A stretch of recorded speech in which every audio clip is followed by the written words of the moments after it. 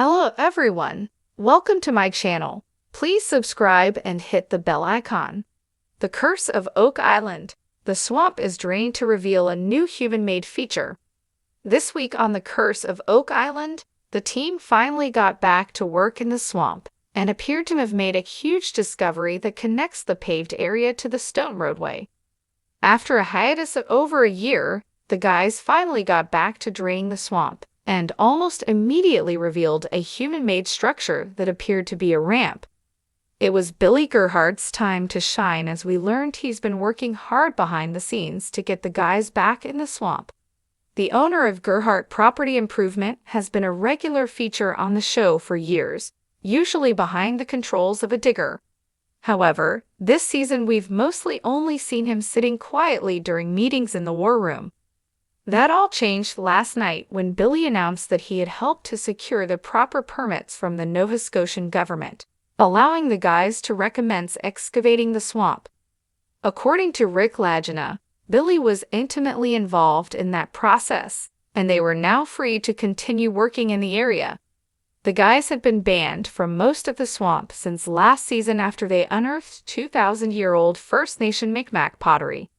But it looks like Billy's local connections may have finally come to the rescue.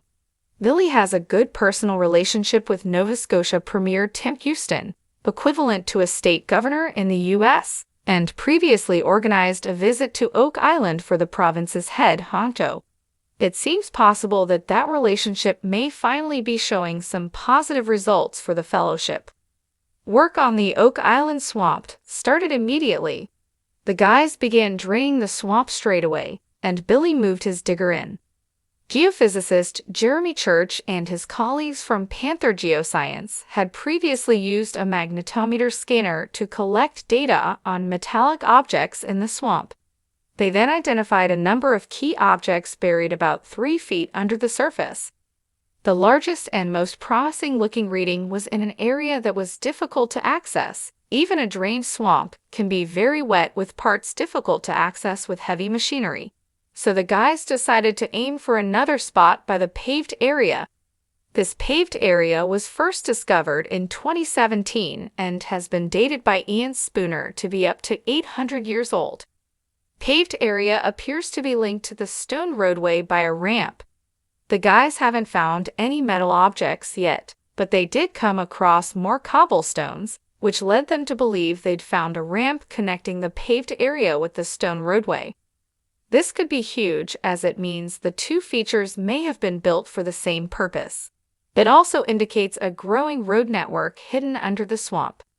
There have been a number of theories regarding who built the stone roadway, and when and why. The leading theory amongst the team that seemed to be gaining traction last year was that the Portuguese built it about 500 years ago to transport treasure. The episode stopped before we learned any more, but viewers can expect the number of archaeologists on the show to increase again as the guys try to figure out what's going on.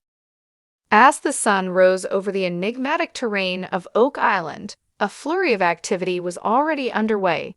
The swamp, a foreboding expanse that had long guarded its secrets, was being drained. Generations of treasure hunters had tried to unravel the mysteries of this island, their efforts often thwarted by the murky waters of the swamp. Today, the hope was that lowering these waters might finally reveal something new. Machines hummed and groaned, their mechanical arms delving deep into the swamp's muddy depths. The team, seasoned by years of relentless searching, watched with bated breath as the water level began to recede.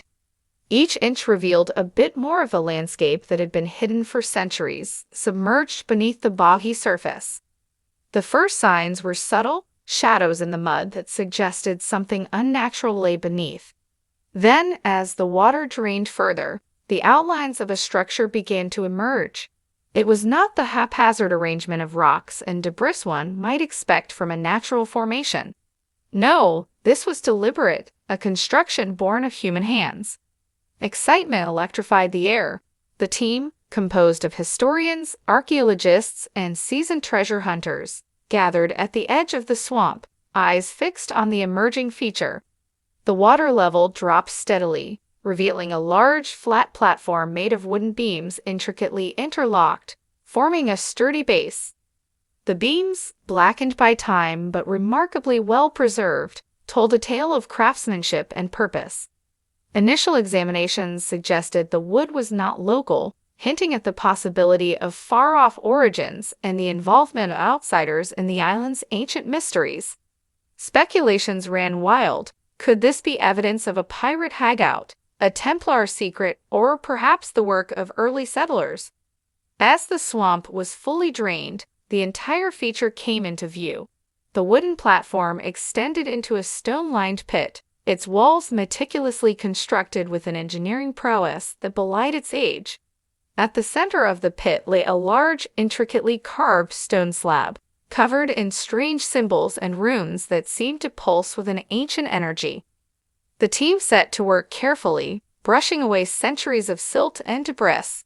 The carvings on the stone slab were like nothing anyone had ever seen, a mix of familiar and arcane symbols that suggested a blend of cultures and languages.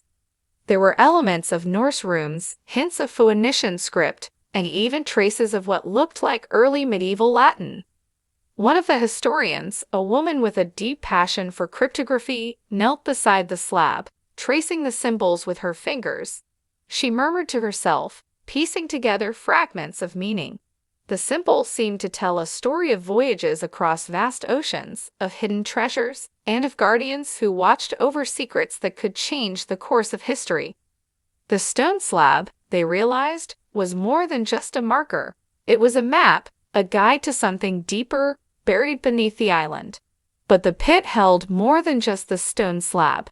Further excavation revealed a series of tunnels branching out in multiple directions, their entrances carefully concealed by stone and wood. These tunnels, the team surmised, could lead to the fabled Money Pit, the legendary treasure vault that had lured so many to Oak Island. Days turned into weeks as the team worked tirelessly, following the tunnels with meticulous care. The passages were narrow and treacherous, lined with traps and pitfalls designed to deter intruders. Yet the team pressed on, driven by the allure of discovery and the promise of untold riches. Deep within the labyrinthine tunnels, they discovered chambers filled with artifacts, coins, jewelry, and relics from various eras and cultures. Each item they uncovered added a piece to the puzzle, painting a picture of a place that had been a hub of activity for centuries, attracting adventurers and explorers from across the globe. But the greatest discovery was yet to come. In the deepest chamber, hidden behind a false wall, they found a massive chest, bound in iron, and adorned with more of the strange symbols that had marked the stone slab. With great effort, they pried it open, revealing a treasure trove of gold, jewels, and ancient manuscripts. Among the treasures was a document, yellowed with age but remarkably well preserved. It was written in an archaic script, detailing the history of the island and the origins of the treasure. According to the manuscript, the treasure had been amassed by a secretive brotherhood dedicated to preserving knowledge and safeguarding powerful relics from falling into the wrong hands.